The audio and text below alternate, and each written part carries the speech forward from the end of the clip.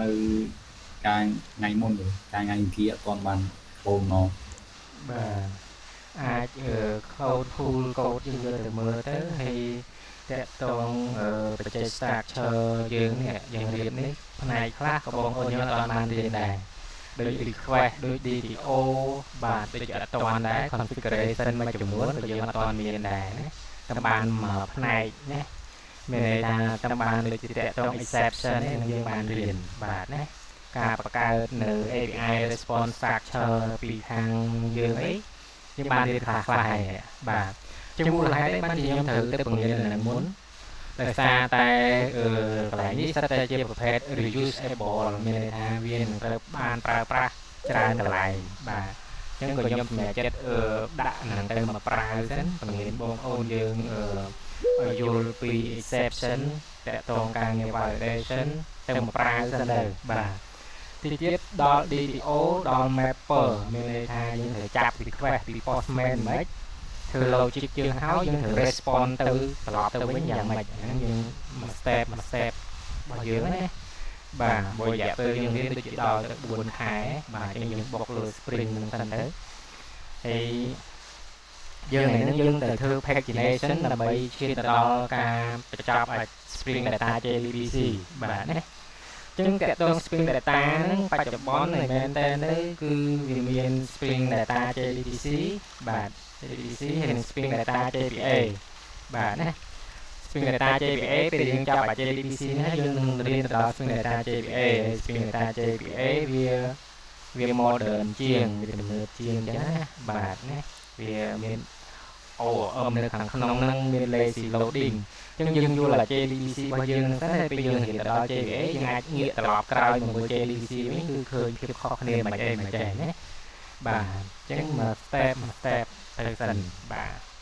តោះអញ្ចឹងយើងកាលពី session មុនហ្នឹងយើងបានធ្វើអា single response ក៏ដូចជា handle ពពួក validation exception ហ្នឹងគឺយើងបានរៀបចំហើយឯងតែយើងនៅប្រភេទmultiple response បាទ multiple response ណាអញ្ចឹង find all customer នេះយើងត្រូវធ្វើយ៉ាងម៉េចជា pagination បាទណា pagination តោះរានចោលមួយសិនទៅអញ្ចឹង pagination ទីហោថាក្នុង record យើងមាន100 record យើងមិនទាញមកទាំង100ទេណាបាទណា100 record យើងចង់យកមករៀបម្ដងមក screen 10 record អញ្ចឹងយើងគិតជា pagination ទៅ10 page អីចឹងទៅបាទណាតោះអញ្ចឹងខ្ញុំអាចបញ្យល់បានថាមូលហេតុបានជាគេធ្វើ pagination បាទណា pagination បាទ pagination យើងធ្វើ pagination purpose ធំគឺដើម្បីកុំឲ្យយើង load data ម្ដងទាំងអស់បាទណាបើយើងអត់ pagination ទេករណី record យើងមាន1000 record ខ្ញុំមិននិយាយដល់10000 million ទេនិយាយថា1000ទៅណាបាទខ្ញុំបើសិនបើមាន1000 record យើងសម័យមើលយើងចង់ធ្វើ read មកទាញមកទាំងអស់ធ្វើឲ្យ system យើង slow បាទ slow ហើយបាទណាអញ្ចឹងគេអត់ទាញមកម្ដងទាំងអស់ទេគេទាញតាមលក្ខណៈមក fly វាមក offset វាអញ្ចឹងគេជាជំរាកទីហោថាគេទាញម្ដងគឺចង់ដាក់10 record per page អីចឹងទៅ10 record per page អញ្ចឹងនៅក្នុងមួយ page ហ្នឹងគឺឲ្យមក10 item ណា10 record 10 item ណាបាទហើយបើ10 item វាស្មើនឹង100 pagination នេះមានតែ100 page ហ្នឹងតើហ្នឹងគេធ្វើអញ្ចឹងហើយមែនទេទៀត pagination វាមានបើយើងទៅប្រើប្រភេទ next previous អីហ្នឹងគឺយើងប្រើ pagination បែបជាហៅថា manual បាទណា manual click ក៏មានប្រភេទមួយទៀត scroll បាទតែប្រភេទវាគឺដូចតែគ្នាទេពីនៅក្នុង back end ណានៅក្នុង front end វាអាច scroll មក scroll មកដល់បុកជាងក្រោមហើយវា load data មកទៀតដែរ load 10ទៀតដែរដល់ពេលវាអូមកចប់ទៀតបុកទៀត load មកទៀតអាហ្នឹងវិធីសាស្ត្រក្នុងការធ្វើ pagination ណាបាទអញ្ចឹង pagination របស់យើងក្នុង React យើងនឹងរៀបវាជាគេប៊ូតុង next previous អីចឹងទៅបាទណាយើងអត់មានឲ្យត្រូវគេទាញម្ដង1000 record ឬ100 record ទេអញ្ចឹងយើងទាញតាមចំនួនដែលយើងចង់បានច្រើនអស់ហើយមួយ page ថា10 20អីចឹងណាបាទតោះអញ្ចឹងខ្ញុំបាយ យើងបើកprogress មើលតិចសិនចឹងយើងមើល DB យើងមានប្រមាណ record តែក្នុង white bank យើងបាទ BIT customer បាទ BIT customer បាទមានប្រមាណ6 record នេះបាទចឹងបើសិនបើគេធ្វើ pack generation មក pack មាន2ពីមួយ pack មាន2 item ចឹងវាចេញមកគឺបាន3 pack ហើយបាទណាតោះចឹង string data JPA យើងចាប់ផ្ដើមមើលទៅកាន់នេះគេមើលរបស់យើងនៅរបៀបយើងធ្វើថាតើនៅក្នុង service យើងធ្វើដោយរបៀបម៉េចនៅក្នុងរបស់យើងចងពីមុនមកយើងទៅកែតម្រួលបន្តិចទៅបាទចឹងយើងមើលក្នុង service យើងតែណានៅក្នុង customer service ឯងរបស់យើងដាក់នៅក្នុង i customer service នោះនេះនៅក្នុង interface ដែល line manager យើងគាត់អាសាញឲ្យនេះចឹងយើង return ជា list មែនទេបាទជា list ចឹង list ហ្នឹងបើ100 record មកតែ100បើ1000មក1000អញ្ចឹងយើងអត់ចង់បានបែបហ្នឹងទេចង់ឲ្យវាទាញមកបេះទៅលើគេទាញមកបេះទៅលើអ្វីយើងចង់បានឧទាហរណ៍យើងចង់ limit 10 record បាទណាចឹងវាទាញមក10ចឹងទៅចឹងបើសិនបើយើងដាក់ list ចឹងយើងអត់វាកំណត់ណាវាអត់ល្អទេចឹងយើងត្រូវដូរអាហ្នឹងតិចទៅបាទចឹងយើងដឹងស្រាប់ឯនៅលើ level interface បាទ OOP បងប្អូនយើងរៀនពេលដែលយើង make change អីមួយនៅលើ level interface ខ្លះដែល implement គឺត្រូវតែអីគេខ្លះដែលត្រូវ implement ហ្នឹងវាត្រូវតែ change ដែរបាទវាត្រូវ change ដែរក្នុងខាងហ្នឹងណាបាទនេះយើងកែក្នុង interface ណាចឹងនៅកន្លែងនេះគឺពីមុនមកគឺជា list បាទជា list ឥឡូវយើងដូរទៅជាគេវិញនៅខាងហ្នឹង file នេះ file all customer នេះទាំងអស់បើមាន100ទៅ100ចឹងយើងអត់ចង់បានអញ្ចឹងទេយើងចង់ឲ្យ return វាជា page បាទ page ចឹងពេលដែល file ជា page យើងមាននេះគេ import វាសិនមកនេះបាទណា import សិនណានេះ import ខ្លះដាក់មកនេះបាទមួយ string ណាចឹងពេលដែល file យើងត្រូវបញ្ជាក់ឥឡូវទីហោដូចខ្ញុំមិញនេះវាមាន1000 record យើងចង់បាន10 record ដំបូងចឹងជាធម្មតាវារត់ពី index ទី0ទៅបាទអានេះគេហៅថា offset វាគឺគេ index ទី0បាទណាហើយ10 record បាទដាក់ប៉ុណ្្នឹងទៅហើយបើយើងចង់បាន record ចាប់ពី record ទី20ទៅដល់ record ទីrecord ទី11រហូតដល់ record ទី20ចឹងហើយ index វាទី1ហើយយកមក10 record ដេញទៅរហូតបាទនឹង offset limit បាទចឹងបើយើងនេះគឺយើងត្រូវបញ្ជាក់ថា file គឺយើងចង់បានប៉ុន្មាន record បាទយើងត្រូវមានអីគេនៅកន្លែងនេះយើងត្រូវបញ្ជាក់មក function យើងមានយើងយកជាអីគេឥឡូវតកតងនៅកន្លែងហ្នឹងយើងយកជា integer page ឥឡូវខ្ញុំដាក់ integer page ពីម៉ាន page គឺរហូតពី0ទៅណា index ណាបាទinteger size វាហៅថាមក page នេះយើងចង់បានប៉ុន្មានបាទចង់បាន10អីចឹងទៅបាទចឹងនៅកន្លែងនេះយើងដាក់មកមានន័យថាកន្លែងនេះ page វាគឺប៉ុន្មាន page ស្មើ0បាទណា size យើងចង់បានប៉ុន្មាន item យើងចង់បាន10 item ចឹងដែរយើងចង់បានហោចង់0ដល់20ចឹងពី0ដល់20មាន record ទី1រហូតដល់ record ទី20ហើយណានេះ index របស់ page ណារហូតពី0ទៅចឹងនេះវាយើងបង្កើតមកជា parameter មាន2ចឹងទៅវា error one related problem យើងទៅមើលខ្លះដែល implement របស់យើងនេះពីមុនមកវា return ជា list បាទឥឡូវយើងលេង return ជា list ហើយជាគេជា page វិញបាទណាជា page វិញចឹងណា return មកបាទហើយកន្លែងនេះមាន parameter 2ដូចគ្នា integer page integer size មិនចឹង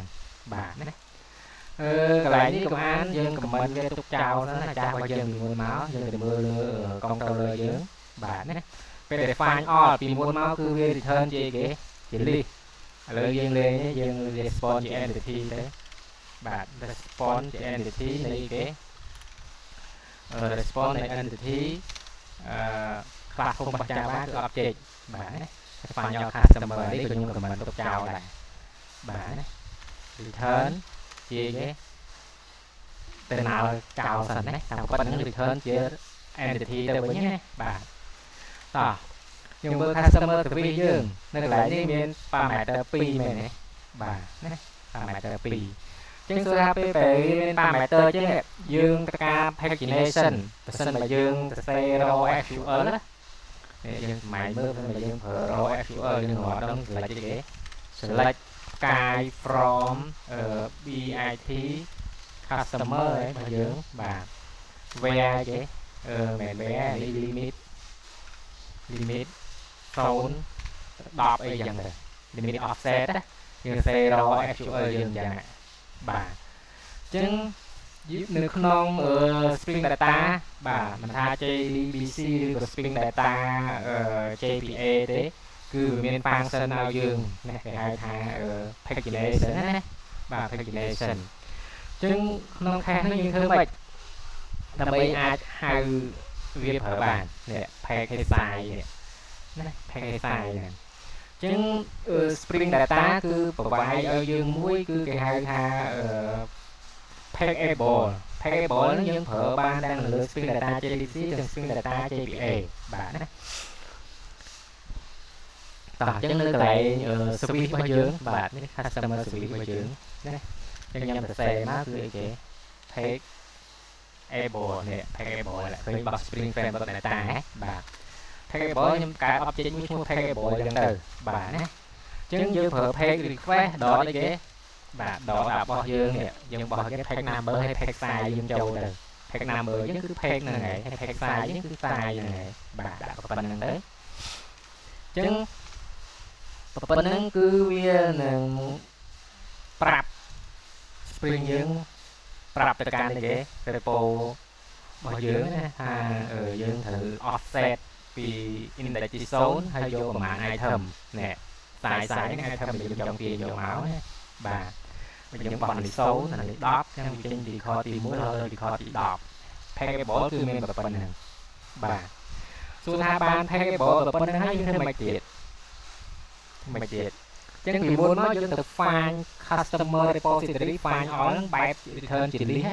តោះឥឡូវយើងសរសេរបែប return ជាគេមិន return ជា page បាទ page ណា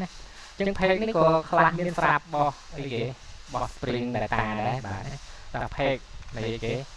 នៃ customer បាទហើយមែនទេទៀតនេះមែន page ជា customer ត្រូវ page customer DTO ត្រូវ respond ទៅខាង client វិញតែយើងរៀនអត់ទាន់ដល់ DTO យើងដាក់នឹងទៅសិនបាទ DTO អាចមក session ឬក៏ពី session ទៀតយើងដល់ហើយដល់ DTO ដល់ mapping map start អីហ្នឹងណាតោះអញ្ចឹងនៅកន្លែងនេះពេលយើងដាក់ប៉ុណ្្នឹងហើយយើងនិយាយទៀតបង្កើត P មួយចឹង page អីចឹងទៅ page មកអីគេយើងមិនហៅគេ repository យើងមែនទេ customer repository ដល់អីគេ find អីគេ find all អីចឹងទៅបាទណា find all ចឹងពេលយើង find all find បានអត់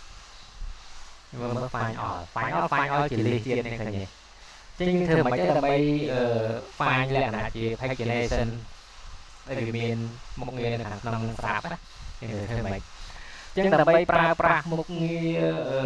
pagination ហ្នឹងបើយើងអត់នេះទេយើងត្រូវយើងចង់បាន find pagination sort by អក្សរតូចអក្សរធំ order by ណាយើងត្រូវដូរនៅ repository យើងឈ្មោះគេ customer repository នេះ customer repo យើងនេះបាទណាយើងបានដឹងហើយ customer repository គឺគេចូលបន្ទុកខាងធ្វើការមួយ DB មួយ database អញ្ចឹងពីមុនមកយើងដាក់ list root repository ឃើញទេ list root repository តែរបស់ string data ណាតែវាអត់មានមុខងារប្រវាយជាគេជា pagination ទេអញ្ចឹងយើងចង់បាន pagination យើងដាក់នៅនេះមកដាក់អីគេ page អីគេដូចជា pagination នេះមាននេះបាទនេះ paging and sorting repository ដាក់ប៉ុណ្្នឹងមកណាហើយបោះតែលេងប្រើពីរនេះយើងលុបចោលមកយើងបាទណាដាក់ប៉ុណ្្នឹងមកហើយយើងនៅនេះយើងដតម្ដងទៀតមកតោះដតអីគេ find all ឃើញទេអញ្ចឹងមុនហ្នឹងមាន find all parameter pageable ទេណាដោយសារវាអត់យើងអត់បានប្រើអីទេinterface មួយនេះឃើញទេ interface អូខេអញ្ចឹងវាមានសំណុំមេតូដហ្នឹងហើយអញ្ចឹងយើងដតអីគេដត find all cái bò bạc nè hay bò cái trâu nữa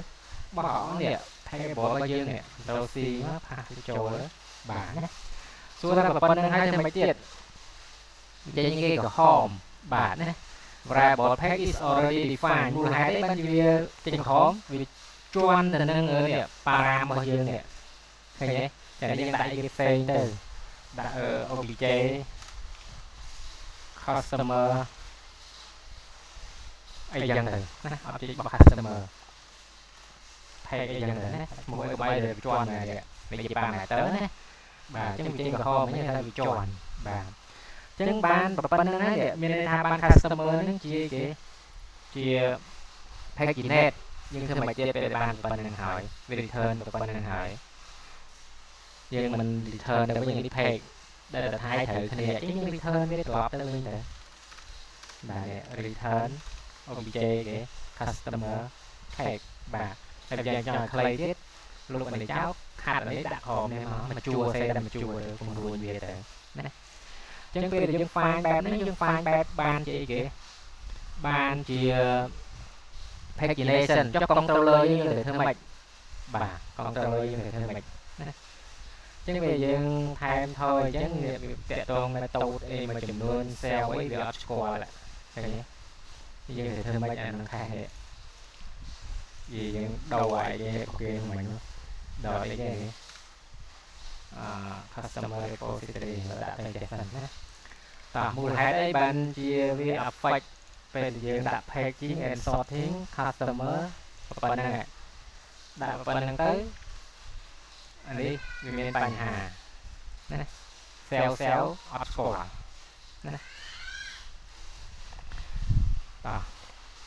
អំតិចខែហ្នឹងនេះយើងអាចដឹងមើលអ៊ីជាស៊ីន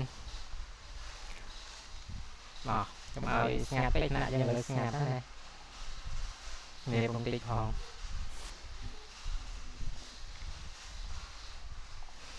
នេះពេលយើងដាក់ customer repo នេះ packing and sorting repo ដាក់ប៉ុណ្ណឹងណាពេលយើងដូរមកហ្នឹងហេតុអីបានជា function មួយចំនួនវាលេងធ្វើការណាហើយបើ purpose យើងចង់បាននេះទេយើងចង់បានមុខងារ pagination តែជាបែរជារបស់ដែលយើងមានស្រាប់ពីមុននោះវា error អញ្ចឹងតែក្នុងខាងហ្នឹងអាចមកពីអីគេនេះយើងទីណាresearch បានច្រើនខ្ញុំអត់ដឹងដែរបែអត់ដឹងដែរ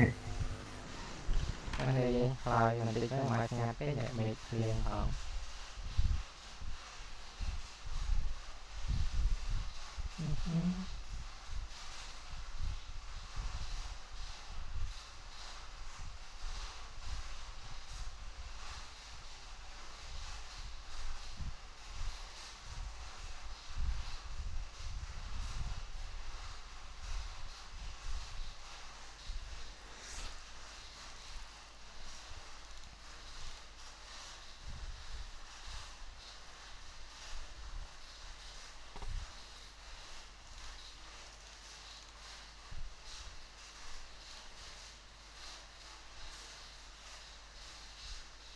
thấy bên dưới đợt rau bị ạt xòa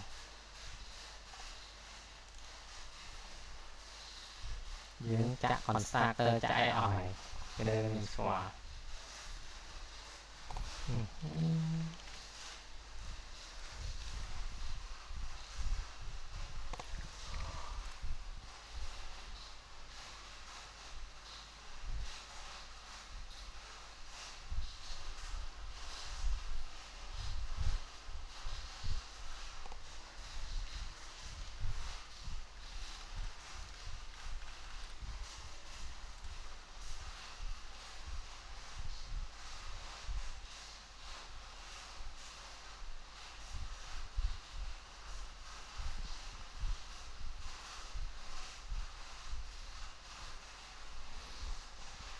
chân dương xua tập hợp tới concept OP dương mình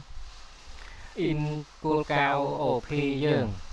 interface muối អាច extend ចេញ interface បាន single ឬក៏ multi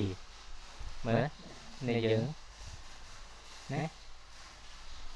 ក្នុងភាសា Java យើងណា interface មួយអាចទទួលគេមកដកពី interface បានមួយឬក៏ច្រើនពួកយើងត្រូវដឹងថាrepository group repository ទទួលបន្ទុកខាងការងារ create read update delete ដល់ពេល pagination នេះគឺវាគោលដៅធំវាគឺគេតែការរៀបចំ paging and sorting ទេអញ្ចឹងបើយើងស៊ីសិក្សាទីជម្រៅពី concept OOP វាច្បាស់យើងអត់មានមុខងារ cell នឹងដែលអាច cell ចូលក្នុង DB បានទេបើប្រើមុខងារ cell អត់មុខងារនេះអញ្ចឹងក្នុង OOP ដូចជាយើងអាច extend ណាអានេះ interface ទូ interface គឺ extend បាទណាតែបើខ្លាំងមួយ interface គឺ implement នេះ extend អញ្ចឹងមានន័យថាគឺជា interface របស់ Spring Data ណាអញ្ចឹងវាអាច extend បានមួយទៀតបាទបើយើង extend នេះវាមានមុខងារគេមុខងារ cell នេះឃើញទេឃើញវាក្រហមណាមុខងារ cell មុខងារ delete មុខងារអីហ្នឹងគឺវាអត់មានតោះអញ្ចឹងយើងមកនៅកន្លែងនេះយើងត្រូវតម្រូវមិនដើម្បីអាចអីគេអាចប្រើប្រាស់របស់យើងមកវា effect បើយើងដាក់ paging ណាផ្សេងលេងដើរបណ្ដោយអញ្ចឹងបើយើងធ្វើការ extend អាចបាន multiple ណា interface បាទតោះអញ្ចឹងបើយើងអាចារ្យយើងឈ្មោះអីគេអាចារ្យយើងលុបចោលមុននឹងឈ្មោះអីគេ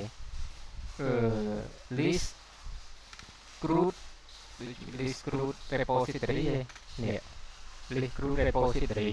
បាទណាអញ្ចឹងដូចគ្នាអញ្ចឹងដូចយើងបោះយើង customer identity យើងហើយនឹងនេះដូចអានេះចឹងណាអញ្ចឹងដាក់ប៉ុណ្្នឹងទៅមានន័យថាវាមានទាំងមុខងារ search update delete ហើយមានមុខងារ pagination នេះទៀតបាទនេះអញ្ចឹងcache ហ្នឹងគឺបងប្អូនយើងទីទូទៅ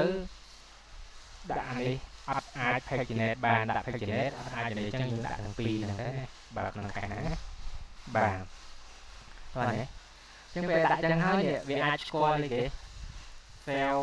វាអាចស្គាល់នេះទៀតវាអាចស្គាល់ find by វាអាចស្គាល់ delete អីចឹងទៅណាបើអត់ដាក់ទេគឺអត់ស្គាល់ទេបាទណាហ្នឹងremark តិចទៅremark note ទុកតិចណាបាទតោះអញ្ចឹងយើងបានមកដល់កន្លែងនេះយើងលេង return ជា list ហើយយើង return ជា pagination តោះអញ្ចឹង service ហ្នឹងទទួលបន្ទុក paginate ហើយនៅក្នុងcontroller យើងវិញនេះមកមើល controller វិញអញ្ចឹងសួរថា controller យើងត្រូវសរសេរមិនដើម្បី respond ទៅឲ្យខាងអីគេខាង front end វិញណាយើងសរសេរមិននៅកន្លែងហ្នឹងណាធម្មតាពេលដែល API call មកខាង front end call មកត្រូវបញ្ជាក់អំពី page ហើយ size ឯងបាទ page ហើយ size ណាតែសួរថាពេលដល់ controller យើងនេះយើងសរសេរមិនចឹងវាមានន័យទៅពិបាកទេមានន័យថាយើងហៅ service ហ្នឹងទៅហើយយើង return ថែវាដាក់ឲ្យត្រូវទៅនឹងអ្វីដែលខាង service គេ respond ណាបាទហ្នឹងវាអូខេគឺយើងមកមើលនៅក្នុង Postman សម័យមើលបើគេបោះទៅគេបោះជាអីគេនេះបោះគេ page ស្មើ0 and size ស្មើចង់បាន2 record អីចឹងទៅឃើញទេចឹងគេបោះបែបទម្រង់ចឹងចឹងក្នុង controller យើងត្រូវចាប់អីគេចាប់ variable page នេះឃើញទេ page ពេលខ្ញុំចូលនៅកន្លែងនេះទៅគឺចេញនៅកន្លែងនេះណានេះ size ចឹងយើងត្រូវចាប់តាម request អីគេយើងរៀន session មុនចាប់តាម request param បាទ request param ចឹង request param យើងមាន2 page ហើយនឹង size បាទចឹងសួរថារបស់យើងនេះមាននៅអត់តមានទេ find all customer អត់មានទេបាទតោះចឹងយើងចាប់តាម request param ចឹងយើងដាក់អីគេ add request param ចាប់ជា param ណាបាទតោះចឹង param យើងឈ្មោះគេpage បាទជាអីគេជា integer page ហើយ param ទី2គឺអីគេ request param បាទ request param size បាទ size ជាអីគេ integer size ហ្នឹងណាចាយើងចាប់មិនអីចេញមកពីគេនេះពីរបស់នេះបើគេតាំងជា P ឬក៏ S អីចឹងគេដាក់ពាក្យពេញយើងចាប់ឲ្យត្រូវហ្នឹងណា ចឹងពេលបាន page ឲ្យសាយហើយណាយើងត្រូវបោះអាហ្នឹងតែគេទៅវាយើងទៅវាអ្នកធ្វើការនេះបាទអញ្ចឹងដើម្បីហៅទៅវាយើងគឺ find all customer តោះហៅមកគេ find all customer គឺ customer service dot find all customer បោះឲ្យគេចូលបោះ page បោះឲ្យគេទៀតតាម method ទី2គឺសាយបាទអញ្ចឹងពេលដែល function ហ្នឹងធ្វើការងារចប់វា response និយាយគេយើងដាក់មកលើមកនេះ response និយាយគេ page customer s បាទតែយើង save មក response page return ហើយទៅទទួលណាបាទ page customer ខ្ញុំដាក់page obj customer យ៉ាងដែរបាទ complete import វាផងណាដាក់ប៉ុណ្ណឹងមកបាទ obj customer អញ្ចឹង obj customer ហើយយើង return ទៅវិញគេ return obj customer នោះក៏បានដែរតែគេយើង return បែបនេះAPI response structure យើងត្រូវពឹងលើ API response structure ហើយបើអញ្ចឹងយើង response នេះគេ response entity .ok អញ្ចឹងទៅបាទណា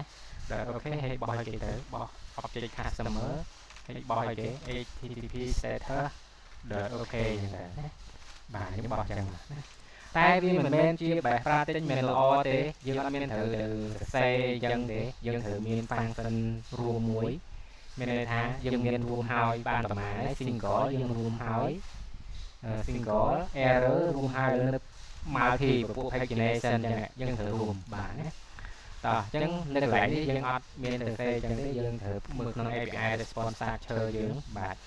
អញ្ចឹង API response structure យើងមាន function multi នៅតើមាននេះបាទអញ្ចឹងនៅកន្លែងនេះខ្ញុំ copy វាមក Ctrl C បាទផាសមកអញ្ចឹងនេះខ្ញុំប្រើពាក្យគេ multiple response ប្រើពាក្យ paginate response ក៏បានដែរប្រើពាក្យថា multiple តាបាទនឹង message object response បាទណា parameter 2ទៅបាទអញ្ចឹង setter code វាគឺយើងយកគេ automatic គឺគេនេះ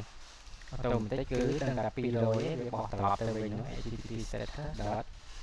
ok បាទ ok ប៉ុណ្ណឹងមក ok dot exit dot value ចម្លើយវាបាទនេះដូចគ្នាអញ្ចឹង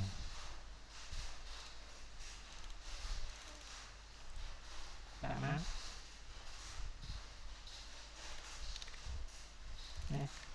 បាទអ្វីដែលបោះទៅវិញគឺ message data timestamp ហើយ status code បាទខ្ញុំដាក់ទៅអញ្ចឹងទៅណាខ្ញុំต้องការតែ data ទេមូលហេតុយើងត្រូវរៀបចំអញ្ចឹងពេលយើងបោះចូលក្នុង React យើងអត់ត្រូវទៅសេគ្រប់កន្លែងទេពុំវាដូចគ្នាគ្រប់ template នៅលើ React ណាបាទតែខ្ញុំដាក់ប៉ុណ្្នឹងទៅអញ្ចឹងយើងហៅ multiple response បោះតែ message ហើយនឹង object response ទៅបាទណាអញ្ចឹងនៅកន្លែងនេះ return អីគេ API response structure dot multiple response បោះ message បាទ list all customer បាទតាម method ទី2គឺ object response គឺគេ object customer ប៉ុណ្ណឹងមកតាមលេងចោលសិនណាបាទតើប៉ុណ្ណឹងតើនេះមានអីជា concern ជាបញ្ហាប៉ុណ្ណឹង list all customer ហើយបោះ object នឹងចូលទៅ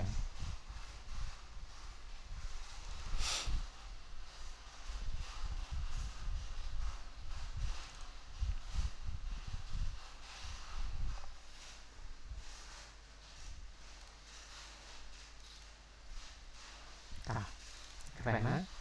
Python sai chứ 104 no static result API we want customer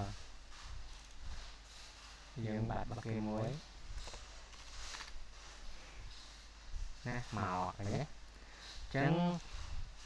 របស់យើងមកឃើញ data ហើយគឺ content ចាក្នុង content ហ្នឹងគឺមានអីគេមាន pagination មាន offset page total page total element ឃើញច្រើនទេហើយសួរថាអានេះយើងអត់ចង់បានអីចឹងយើងបាច់បោះឲ្យទៅខាង front end វិញទេអញ្ចឹងយើងចាប់ដើមរៀបចំ content របស់យើងក្នុងគោលដៅធំគឺដើម្បីសម្រួលទៅដល់ពេលដែលយើងដល់ React អញ្ចឹងយើងអត់ចង់បាន data content អីបោះមកអញ្ចឹងទេយើងចង់បោះឲ្យគេ គួរដៅខ្ញុំចង់បោះឲ្យគេអានេះទៅទីខ្ញុំមានចែនេះនៅ content ណា packable ឃើញច្រើននេះឃើញទេឃើញមកភ្លុះរបស់យើងគឺរក្សា3នេះបាទអញ្ចឹងយើងរៀបចំ standard format របស់យើងមួយសិនណាអញ្ចឹងយើងមានពីមុនមកយើងមាន default របស់យើងគឺ3នេះហើយនេះដាក់មកណា sorry បាទយើងរៀនកន្លងមកយើងដឹងមានអាហ្នឹងមាន data ដែរបាទ data ប៉ុណ្ណាណាចឹងនៅកន្លែងនេះ message timestamp status code យើងព្យាយាមរក្សាដែរតែក្នុង data នេះយើងត្រូវរៀបវាក្នុង data នេះយើងត្រូវរៀបមិននៅក្នុង cache ហ្នឹងណាគួររៀបមិនដើម្បីឲ្យសម្រួលក្នុងការ react ហៅយកទៅប្រើបើរបស់គេមានស្រាប់របស់គេមានស្រាប់គេមាន content មាន packable total pack total element ឡាស់សាយទៀតឃើញទេមកភ្លុះច្រើនអញ្ចឹងយើងដើម្បីសម្រួលយើងមាននៅកន្លែងនេះយើងចង់ឲ្យវាមានតែអីគេយើងចង់ឲ្យវាមានជា data នៅកន្លែងនេះយើងគួរមានមានអីគេខ្ញុំគួរមាន total pack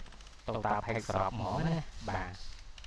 តា pack ឧទាហរណ៍ថា10 pack យើងចង់បានប្រមាណអញ្ចឹងយើងរៀបវាមក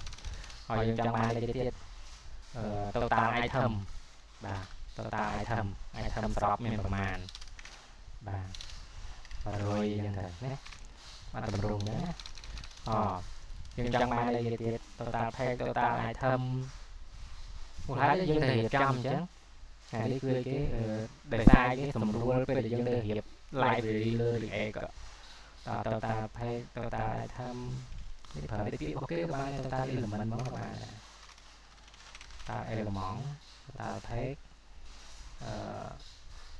content អញ្ចឹងដែរណា content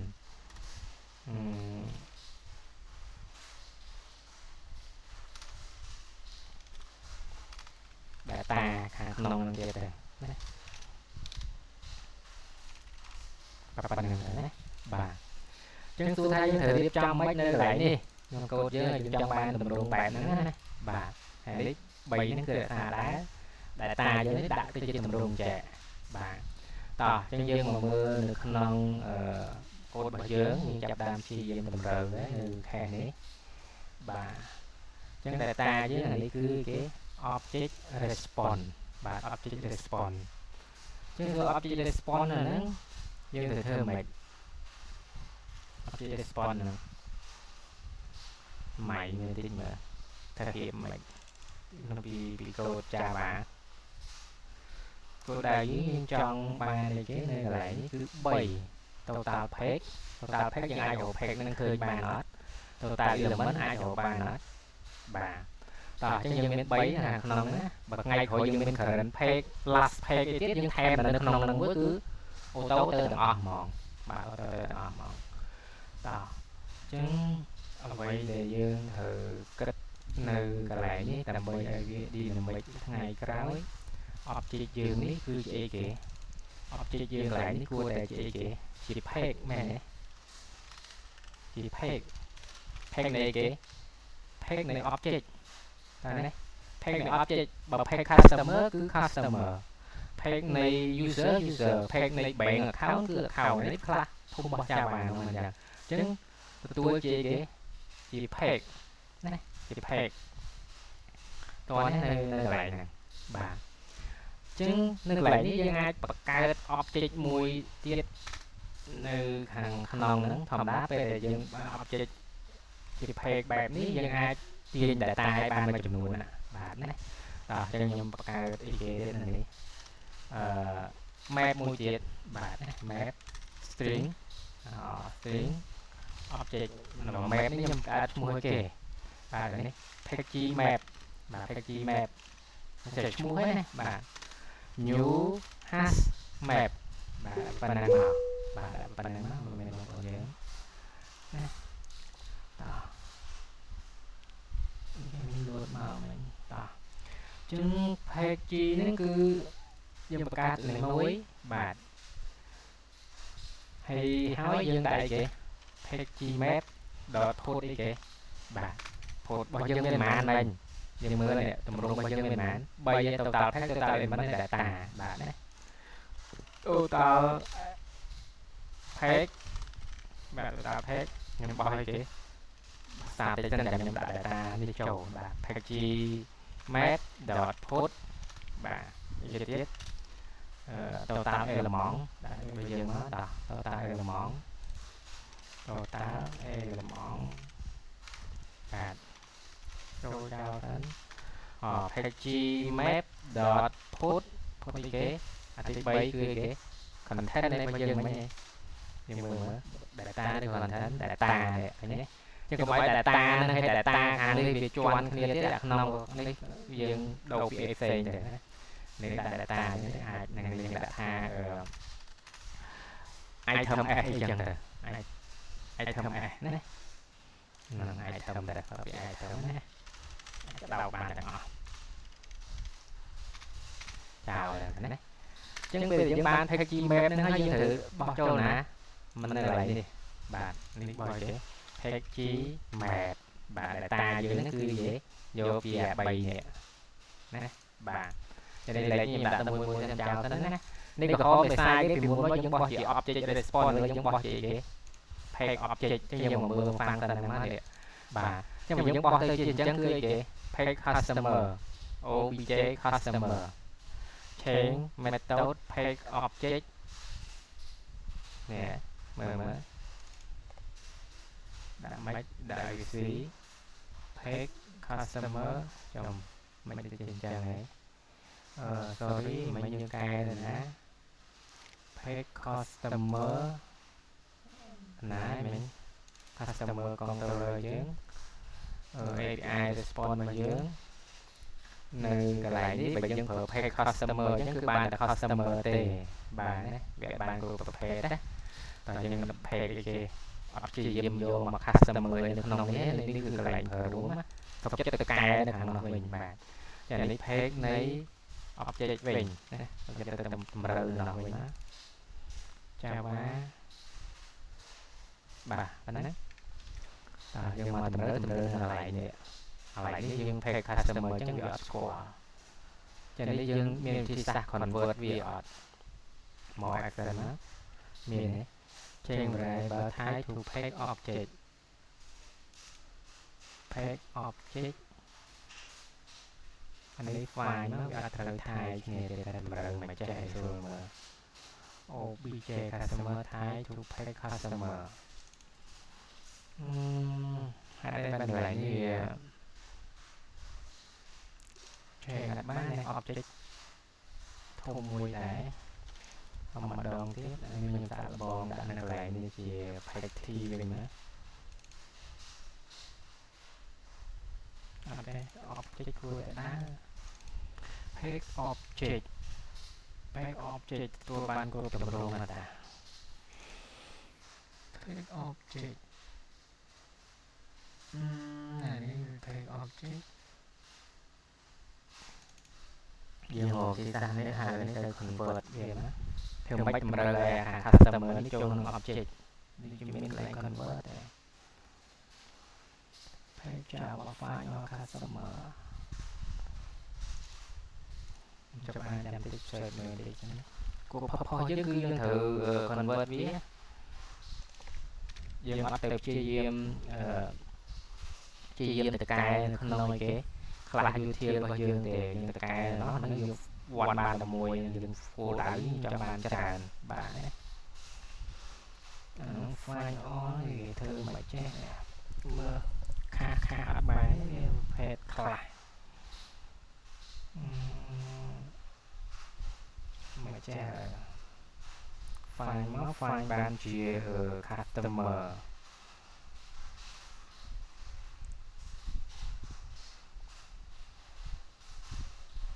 file ជា customer ខាងមិនបាន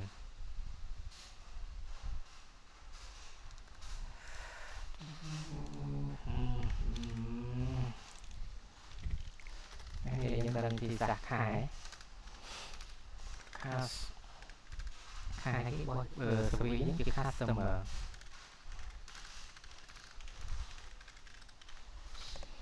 ពីខ្លះ specific ខ្លះមកខ្លះរបស់ Java ក្នុង Java ដូចជា function dot map មើលសាកបងសិនចង់ផ្លេចដែរ find all នេះវាជា customer នេះជា object ខ្ញុំសាកបងសិនណាបាទអញ្ចឹងវាអត់ត្រូវថាយគ្នាមិនដតមួយសិនមាន function dot map ដែរតាក់សិនណា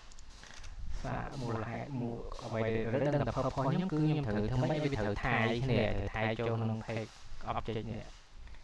dot map ខាងមកចា ABC ហ្នឹងគឺមានបោះអីគេបោះ customer ណាបាទ ABC នេះខ្ញុំនៃ ABC ចាស់នេះ ABC ណាតែយក ABC ហ្នឹងផាសវាទៅគេ object មកដល់ object ណាអូខេនេះដើរអញ្ចឹងប៉ុណ្្នេះមានន័យថាវាគឺជានៅក្នុងអីគេ customer បាទវាអត់ទាន់ចូលមក object យើងនេះអត់ទាន់នេះខ្លះធំអញ្ចឹងយើង map វាមក map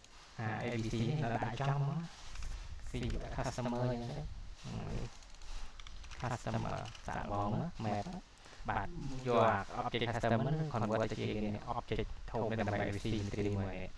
ខ្ញុំតាក់បងរានមើលសិនវាទៅតែវាគួរតែទៅវា map ថែវាពីclass customer ទៅជា object បាទតោះតាក់បង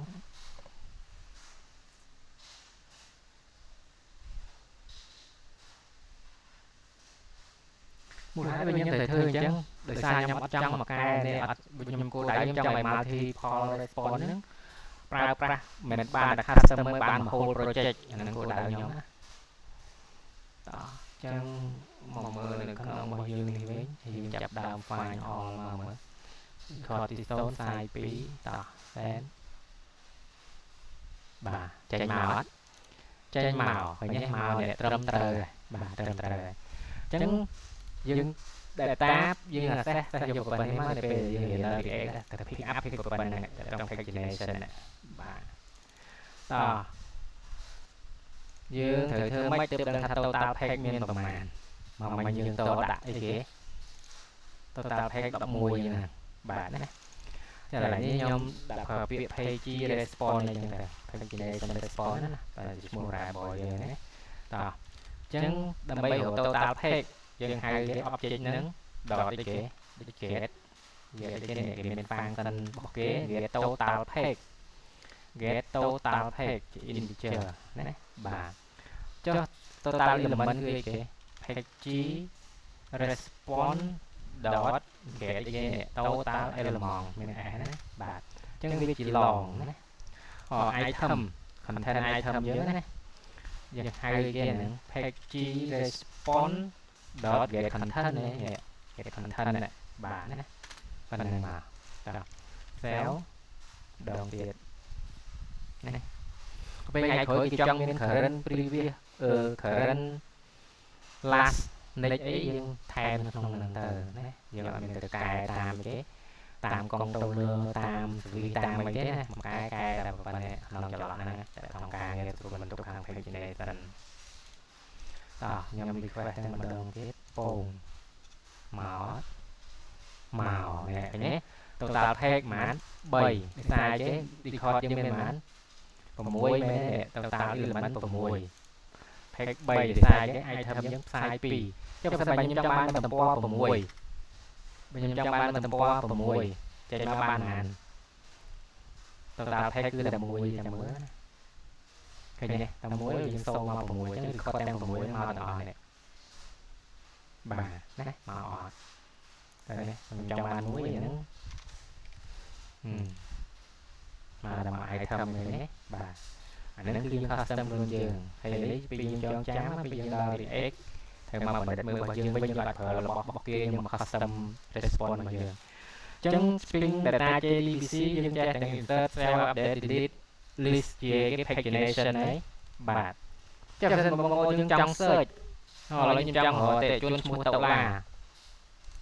ទីហើយលេខ6 record មកអត់អស់អញ្ចឹងណាឥឡូវខ្ញុំចង់មើលតុលាក្រៅពីតុលាតែមកទេអញ្ចឹងយើងមាន request param នេះ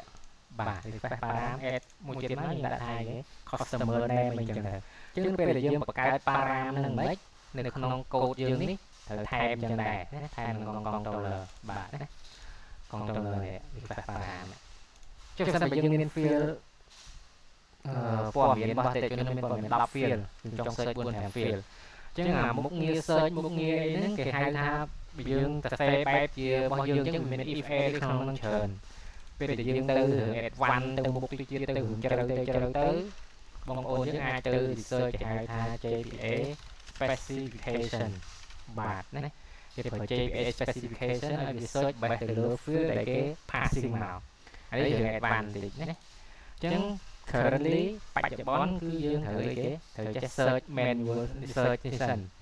search by customer name search by date of birth អីយើងបោះវាជាគេ request param មកចឹងមកណាបែបclassic សិនទៅណាដល់ពេលថ្ងៃមុខទៅយើង advanced យល់ដឹងពីវាច្រើនហើយយើង move វាទៅ JPA specification នេះតែបើ move ទៅលើគាត់ត្រូវថាយើងរៀនអត់ដល់យើងនឹង Spring Data JDBC ឡើយណា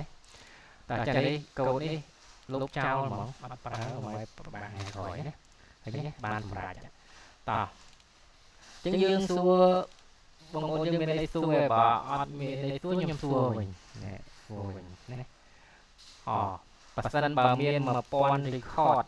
ឬក៏1,000,000 record យើងគ្រាន់តែគេហៅ function get ធ្វើម៉េចទៅដឹងថាប្រហែល total page អីទៅធ្វើម៉េចទៅតែយើងប្រើ class page របស់Spring Data ក៏វាឆ្លាតមែនដឹងថាក្នុង database យើងមានប្រមាណ item មាន1លានមាន2លានមានអីវាឆ្លាតមែនវាដឹងបាទនេះយើងអាចឆ្លើយបានគេសម្ភាសទៅគេសួរទៅចុះមិនហ្នឹងវា work មិនបានសាហាវគាត់ថាហៅប្រព័ន្ធនេះសោះវាអាចដឹងលេខថាហ្នឹងវាអត់ទៅ query ទាំងអស់ហើយមិនក៏វានេះនៅក្នុង customer service គ្រាន់តែហៅប្រព័ន្ធនេះសោះ find all ប្រព័ន្ធហ្នឹងសោះហេតុអីបានជាវាដឹងថាមាន 1000 record 10000 record find all អញ្ចឹងវាមានរឿងរ៉ាវ behind the scene ក្រោយវាំងននគឺវាមានពេលដែលយើងប្រើប្រព័ន្ធហ្នឹងវាបញ្ជាឲ្យគេបញ្ជាឲ្យមុខងារមួយបញ្ជាទៅ SQL script ណាពេលយើងប្រើ find all ឬក៏ find by content ហ្នឹងគឺវាប្រើនេះ select ផ្កាយ from អីគេ from customer from BAP customer ណាយើងគិតថា find all ហ្នឹងគឺវាហៅតាម limit យើងគិតណាយើងគិតបែបធម្មតាគឺយើងថាវានឹង select ឲ្យ limit zone limit offset zone 10 record ណាយើងគិតថាវាប្រើតែប៉ុណ្្នឹងវាទាញមក10 record សោះណាតែវាដឹងថានៅក្នុង database សរុបគឺមានដល់ទៅ 1000 តែមិនអញ្ចឹងនៅក្នុង Spring Data ហ្នឹងគឺវាមានប្រកបមុខងារមួយគេហៅថា count SQL count ណាឲ្យយើង automatic ដោយស្វែងប្រវត្តិ SQL count ហ្នឹងអញ្ចឹងពេលដែលយើងដាក់ find all នេះមានន័យថាវាបញ្ជា SQL script 2ទី1គឺ select query ទី2គឺ select count ផ្កាយដើម្បីរាប់ណែ select count ផ្កាយ from គេ BAT customer បាទណាចាទី1នេះគឺទីមក10ដាក់ប្រមាណ record offset យើងមានទេអានេះគឺវាទៅ count ក្នុងមួយ whole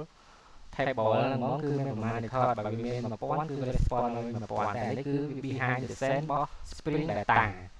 មិនថា Spring Data JDBC Spring Data JDBC គឺវា behind the scene គឺមាននឹង execute ចុះបើសិនបើគេកន្លែងនេះគេមាន where ទៀតបាទ where customer name nè là nhầm chùa này chùa vé customer name like tốt là bà này cho đi học năng mà mở record miền mua customer tốt là nên còn màn thế bây giờ file mà đọc nó sẽ vào năng record mua tốt là miền nổi nhẹ nó theo mình chứ anh ấy cái bên chia đi kia chẳng anh ấy vì miền thay mấy cái thay về và nắng năng người tính người inject châu và này đà và này đà cái nhé miền condition này trên actual miền chạ châu nên năng mà tốt hào nè này chẳng có mấy bông bông những cái khác thầm mưa ai cái tour về làm thế tour ấy tệ vậy á nhưng mình pi nó không phải là muốn người để thưa cả đời ọt hẹp dần dần đó nhưng cái hai mà tại vì sẽ chịu lại chịu ở xịt thằng nữa tại cào dần nó người này là một chuyện đấy đó chị xin người dân phải đây cái đo người dân nói này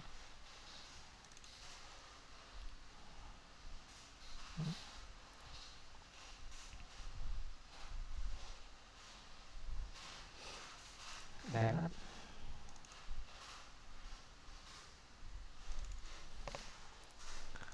chân viên miền bậc bên hay để toàn Spring Data JPA có dương riêng đá dương khi dương riêng dương đang mà pra tiếp bằng dương từ đó về analyze code system dương đấy về analyze code system dương analyze để toàn để năng bị chết medium và small này đấy thì tôi đấy mà ai riêng bay buồn hai nó ai ăn hoạt bán mùi bập bền này tôi thế hơi bị dương phơi ca cầm nọt sạch đây mấy assign permission đây thà họ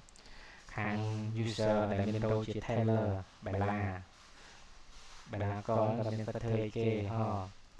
bài là cho anh thua mình phải thuê họ mê thông mình phải thuê những assign permission bật set in authentication authorization ấy nhưng liền tại những đặt thờ lấy nó toàn thờ cả là dạng gì đấy dân chọc JDBC mùi ấy mình JDBC mình bật bật năng thế hay vì miền derivation method chỉ cho ra tiết define by customer name find by date of birth ấy cứ miền này để vậy nên một ông nào vô để sẽ tập hai với nhau bằng hai chia chỉ cô chỉ cứ này và tạo chân code này nó nhung rồi về từ sáng và rồi từ nữa ta số số bé cứ code nó đồ ai phụ cho từ prime xem mà phụ từ prime với đấy này bài ok tạo ra cho nên ta từ git git check out xem nào git check out dot b đặt mua mới cứ ok spring data JDBC yang dah bạn ta git status ta git add change git commit dot và pagination with API with custom okay with custom API response structure mình cái này pagination và lùm non với mỗi người ta chơi DVC có hai này để còn chơi JPA làm chơi DVC JPA thằng muốn có việc hai cái hay modern chuyện git push origin cái này bạn dương cứ spring data JDBC bạn tạo làm từ nữa thế thành check mới thế bạn chân nhầm sông chọc phần này đấy này tạo video